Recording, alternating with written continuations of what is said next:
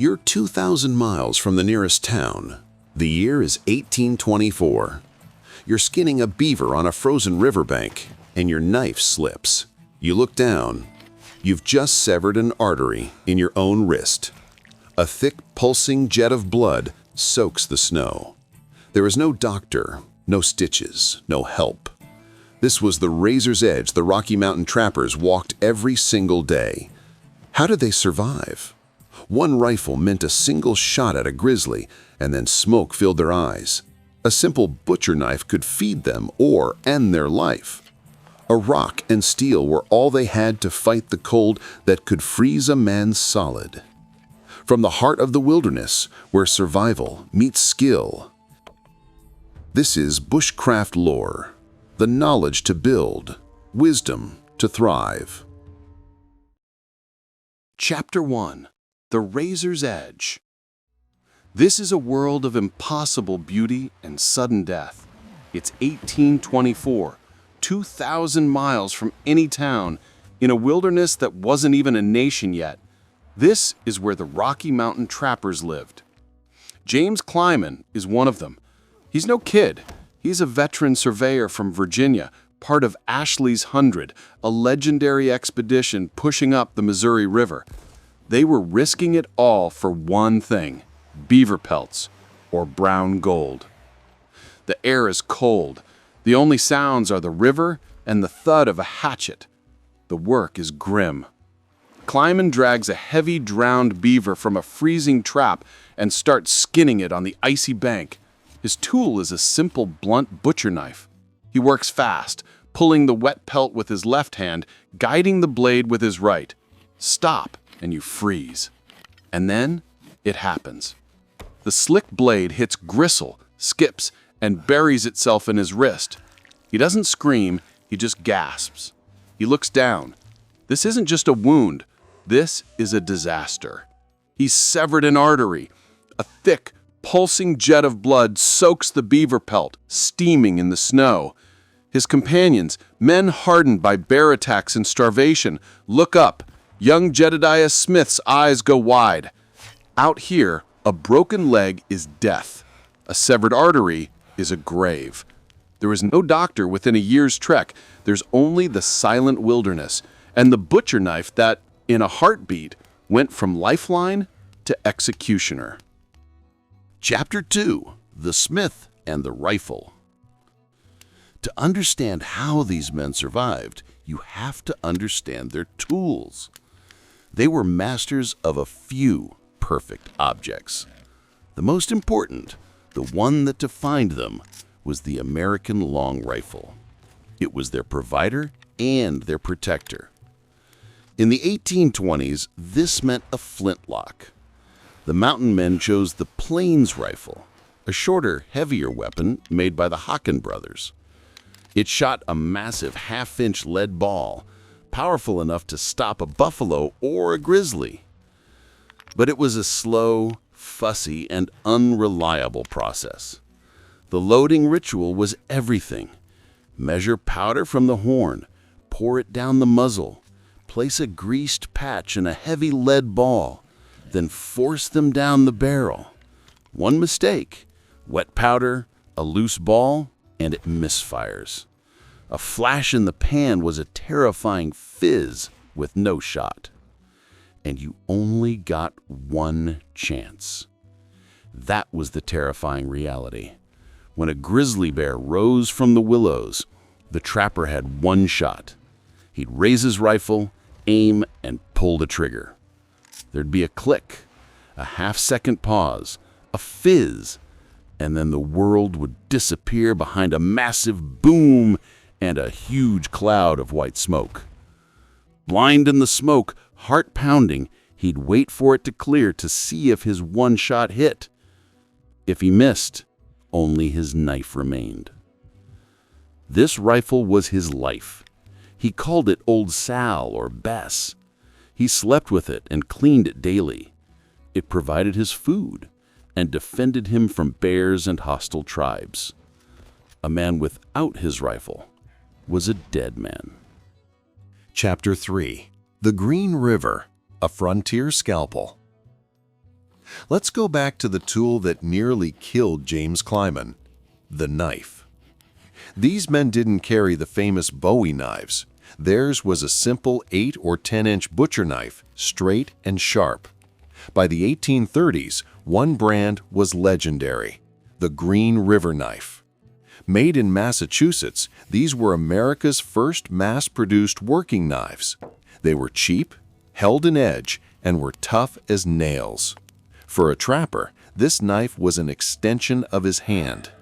Its main job was skinning. A trapper spent hours a day, hands numb, meticulously slicing pelts from beaver and muskrat. But its work never ended. In the morning, it sliced buffalo for breakfast. At lunch, it dug roots. In the evening, it scraped mud from moccasins. It was also a scalpel, used to dig out arrowheads or lance boils. When a trapper plunged his knife deep into a buffalo, he'd sometimes shout, "Up to the Green River," plunging the blade all the way to the maker's stamp near the hilt. This constant companion was always sharp. A trapper honed it constantly on a whetstone. A dull knife was useless. A sharp knife, as Clyman learned, was even more dangerous. One slip, one numb hand, and the tool that fed you could kill you. Chapter 4. The Iron Jaws of the Creek. The rifle meant life. The knife processed it. But the real reason they were here was the beaver trap. These weren't simple snares. They were heavy, brutal iron machines with 2 strong springs, spiked jaws, and a trigger pan. The most common was the Newhouse trap, which weighed over 5 pounds. A trapper might carry 10 of them, a crushing burden. This was the engine of a global fashion craze.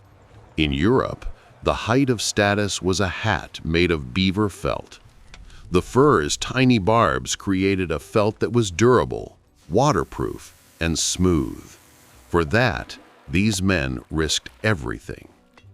The work was cold, wet, and miserable.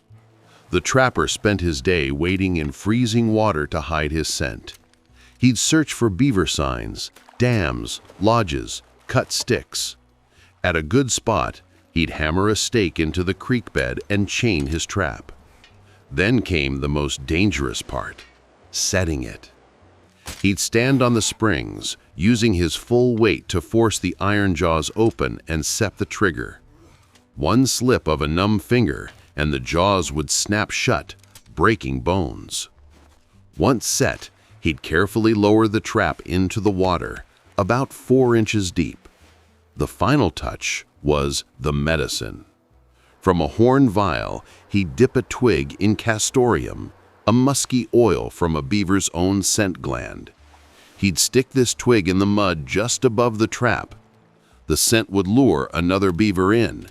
It would step on the pan, the jaws would snap shut, and the heavy chain would hold it underwater to drown. This was the job.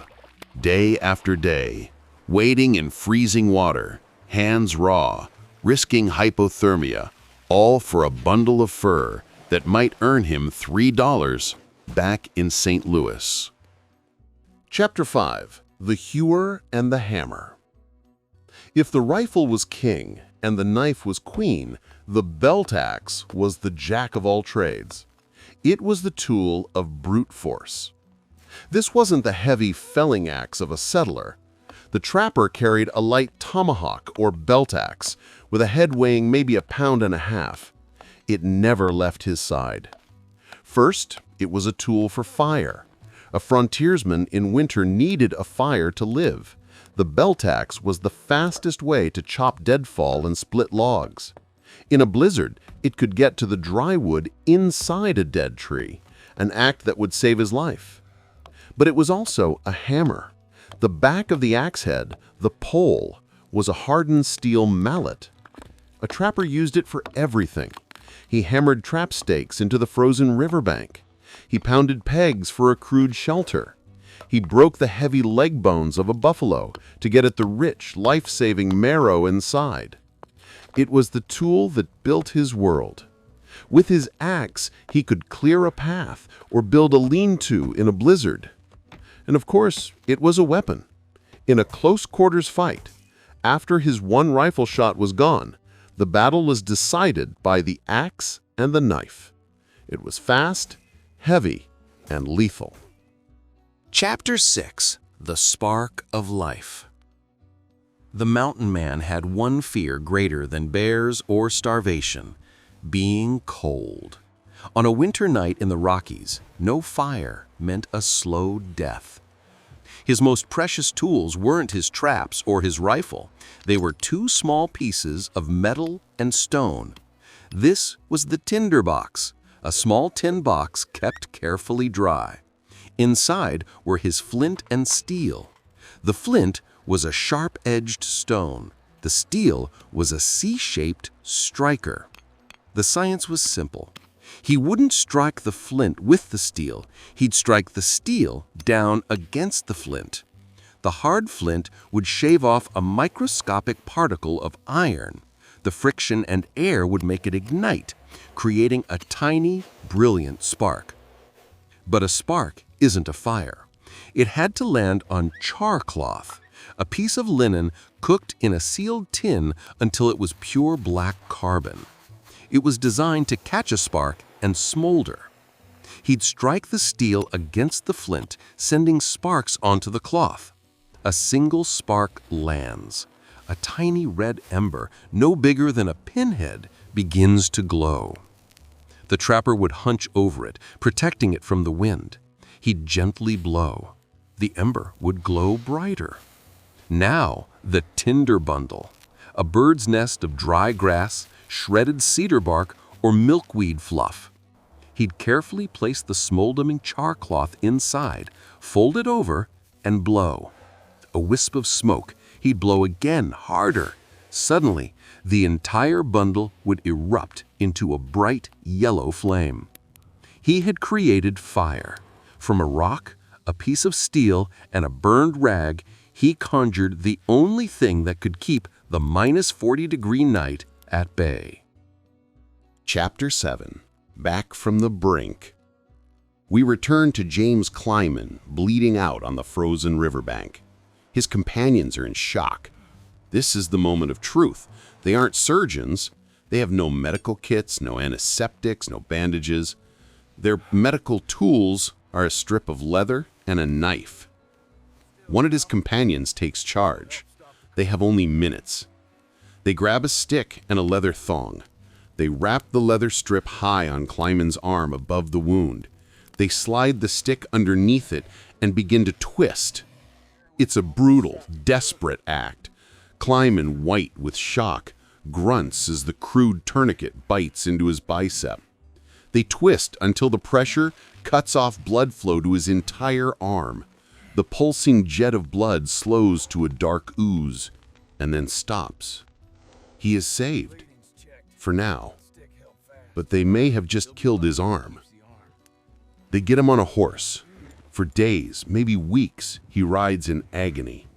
They're hundreds of miles from any outpost. The wound, packed with beaver fur or a dirty rag, gets infected. His arm throbs with fever. James Kleiman survived. He would live another 57 years, becoming a key figure in the Black Hawk War and guiding wagon trains to California. But his left hand was ruined. His journal entries describe his lame hand. The tendons were severed. It became a gnarled, useless claw, a constant reminder of that single second. He could no longer set a trap.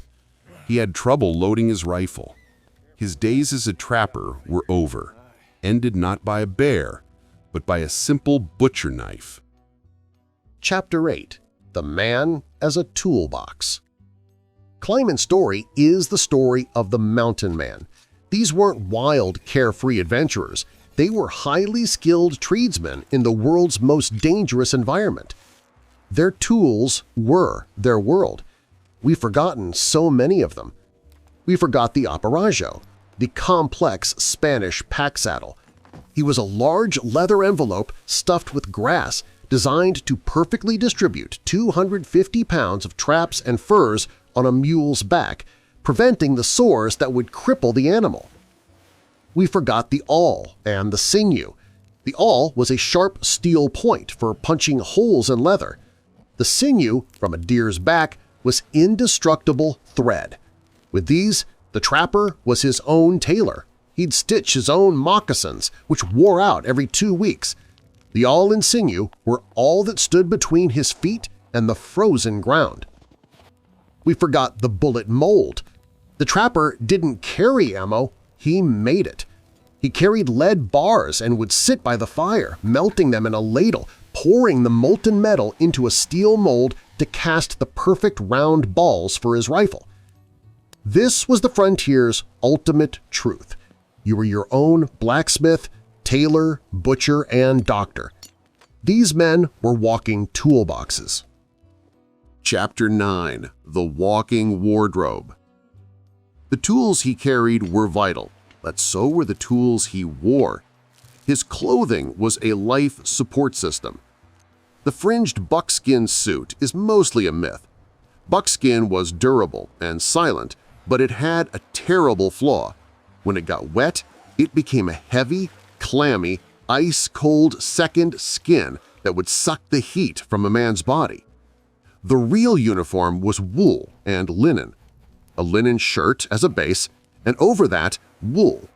Wool shirts, wool trousers, wool socks. Wool is a miracle fiber. It can absorb 30% of its weight in water and still keep a man warm. His most prized possession was often a capote, a long, hooded coat with a sash made from a single-point blanket. It was his coat, blanket, and sleeping bag all in one. On his feet, he wore moccasins. They were cheap, easy to make, and silent, letting him feel the ground. But they were miserable. They had no sole, no support, and no water resistance. Walking in them was like walking barefoot. A trapper's feet were a constant mess of blisters, cuts, and frostbite. And on his head? Often the very thing he was hunting, a hat made of beaver felt. It was waterproof, held its shape, and was a potent symbol of his profession. Chapter 10. The Four-Legged Tools.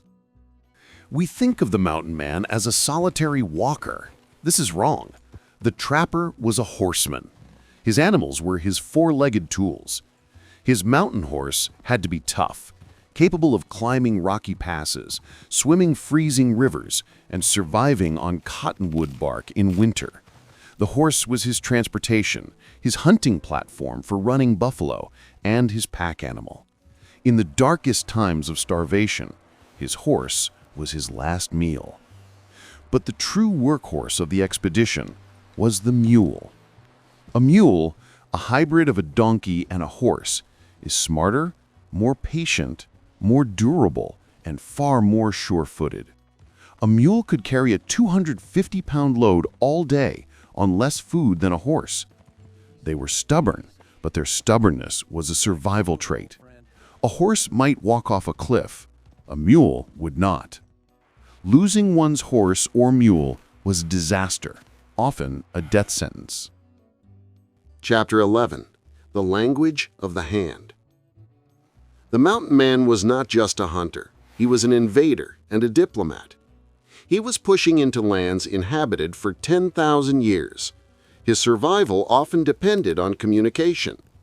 His tools for this weren't iron, but beads, cloth, and gestures.